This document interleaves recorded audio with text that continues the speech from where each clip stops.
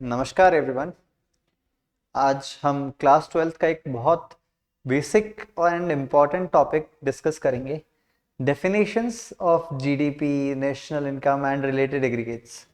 देखिए, हमने क्लास 9 तक 10 तक हमने बहुत सारे टॉपिक्स पढ़े हैं जिसमें जीडीपी का वर्ड आया है। आई होप आप सब इसके बारे में अवेयर होंगे। जीडीपी का मतलब बेसिक फुल फॉर्म होता है ग्रॉस डोमेस्टिक प्रोडक्ट। ऐसे ही जब हम क्लास 12th में आते हैं कि जीडीपी बहुत बड़ा टर्म बन जाता है। देखिए, आज हम इसके एस्पेक्ट के बारे में समझेंगे। ये है हमारा chapter national income. Board examination में क्लास 12th में इसकी वेटेज 10 to 12 मार्क्स के आसपास रहती है। आज हम नेशनल इनकम का ही एक बेसिक सा टॉपिक ले रहे हैं, दैट इज जीडीपी। अब सबसे पहले बेसिक एक टर्म लेते हैं, जीडीपी। अब ये जीडीपी के साथ एक और टर्म जुड़ता है यहाँ पर, that is MP, market price. अब ये मार्केट प्राइस का मतलब क्या है कि कोई भी प्रोडक्ट मार्केट में कितने रुपए में बिकता है, that is what we call as market price. यानी market price is the price at which the product is available generally in the market. वैसे ही जीडीपी का मतलब आप सबको पता है कि जीडीपी का मतलब होता है ने एक इकोनॉमी में कितने गुड्स एंड सर्विसेज को प्रोड्यूस किया है। आज हम इसी जीडीपी की डेफिनेशन बनाने का एस्पेक्ट समझते हैं। देखिए, बेसिक लेमन टर्म्स में जीडीपी का मतलब क्या होता है कि हमने एक साल में कितने गुड्स एंड सर्विसेज किसी इकोनॉमी में बनाए हैं। बट जब हम टेक्निकल एस्पेक्ट पे आते हैं तो जीडीपी की डेफिनेशन बनाने का भी एक तरीका है। जहां पर ये टर्म एमपी लिखा हो, एक इंपॉर्टेंट चीज, हम इस टॉपिक को मेरे नाम की तरह पढ़ेंगे। मेरा नाम है नितिन सर। अब मैं अपने नाम को कुछ इस तरीके से लिखता हूं कि आप सीधा पढ़ेंगे या उल्टा पढ़ेंगे, it is one in the same thing. इसी तरीके से जब हम इकोनॉमिक्स के एस्पेक्ट को पढ़ने की कोशिश करते हैं तो उल्टी पढ़ने से चीजें बहुत लॉजिकल हैं। जैसे इस एग्जाम्पल को मैं यहाँ पे कवर अप करता हूँ। जहां पर भी ये टर्म एमपी लिखा दिखे, वहां पर हम बोलेंगे the sum total of all the goods and services produced। goods and services, P का मतलब आपको जो दिख रहा है that is produced। अब इसी तरीके से ये तो हो गया एमपी के बारे में। जहां पर भी ये डी यानी डोमेस्टिक टर्म आपको लिखा दिखे, वहां हम क्या लिख देंगे, with in the domestic territory, with in the domestic territory. अब ये डोमेस्टिक टेरिटरी का कॉन्सेप्ट हम एक अलग क्लास में पढ़ते हैं।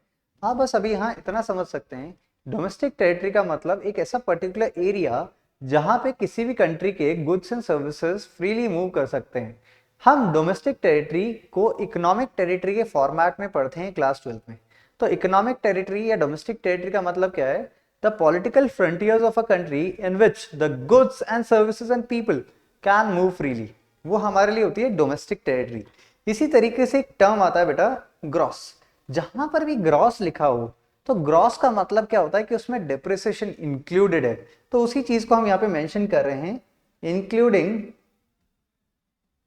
डेप्रिसिएशन। और ये सारा काम जो हमारे जीडीपी का हुआ है, ये कैसे कैलकुलेट किया जाता है, ये कैलकुलेट किया जाता है एक टाइम पीरियड में। तो उस टाइम पीरियड को हम क्या कहते हैं, within an accounting year, within an accounting year। I hope आप सबको अकाउंटिंग ईयर के बारे में पता होगा। Accounting year is a time period from 1 April to 31 March in which the business operations are operated. तो इसको हम बैलेंस शीट पे भी रिकॉर्ड करेंगे, P&L में भी रिकॉर्ड करेंगे। ये सारा हमारे अकाउंटिंग ईयर के हिसाब से चलता है। तो जीडीपी एमपी की डेफिनेशन क्या बन गई, देखिए, the sum total of all the goods and services produced within the domestic territory including depreciation within an accounting year। ये हमारी बहुत आसान सी जीडीपी की डेफिनेशन बन गई। ऐसे ही जब हम नेशनल इनकम को पढ़ते हैं तो नेशनल इनकम को बुलाया जाता है बेटा दूसरे नाम से, that is what we call as NNP at FC, that is net national product at factor cost. अब यहां पर ये फैक्टर कॉस्ट, वही हम रिवर्सल ऑर्डर में चलेंगे।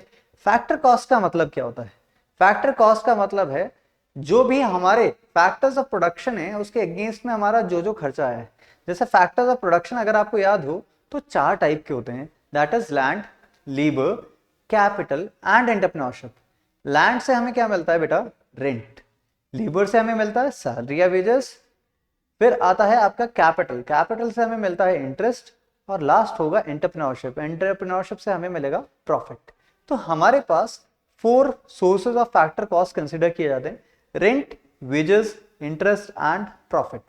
तो जहां पर भी ये एफसी यानी फैक्टर कॉस्ट लिखा हो वह हमारी डेफिनेशन बन जाएगी the sum total of all the factor cost, all the factor cost, और P का मतलब क्या हो जाएगा, ऑफ प्रोडक्शन। उसी तरीके से जब हम नेट नेशनल के एस्पेक्ट पे आएंगे, नेशनल का मतलब क्या है, नेशनल का मतलब है जो हमने लिखा है with in the domestic territory में, वो तो आएगा ही आएगा। यानी with in the domestic territory में हमने क्या लिखा था, देखो डी के अंदर हमने लिखा था with in the domestic territory of a country.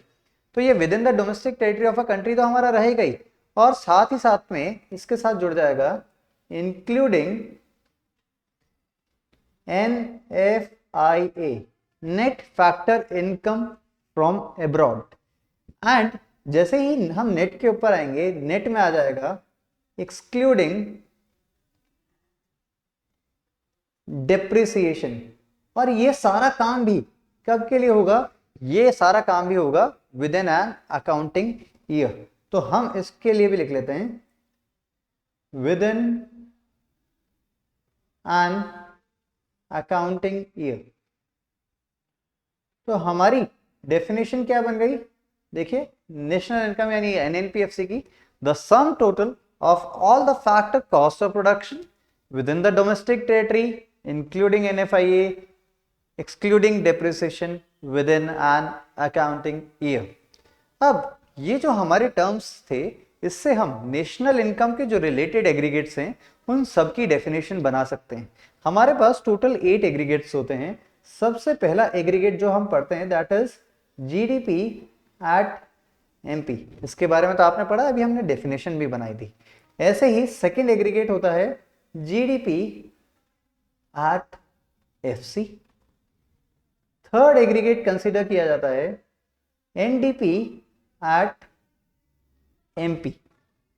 Fourth aggregate will be NDP at FC. The same way, fifth aggregate is GNP at MP. Sixth is GNP at FC. Second last is NNP at MP, and eighth will be NNP at FC. अब हमारे सारे जो terms हैं aggregates, उनमें से किसी की भी डेफिनेशन आप इस टूल को यूज लेके बना सकते हो। जैसे फॉर एग्जांपल हम किसी भी एक टूल के लिए लेते हैं, let us take an example of 4 term NNP at MP. देखिए बहुत आसान सा है। एनएनपी एट एमपी की डेफिनेशन शुरू करने के लिए पहले हमें एमपी चाहिए। एमपी की डेफिनेशन कैसे शुरू होती है, the sum total of all the goods and services produced. अब नेशनल लिखना है with in the domestic territory including NFIA, और नेट के लिए चाहिए हमें excluding depreciation with in an accounting year. इसी तरीके से हम नेशनल इनकम के किसी भी एग्रीगेट की डेफिनेशन को बना सकते हैं। आई होप आपको ये लॉजिक समझ में आया होगा बच्चे।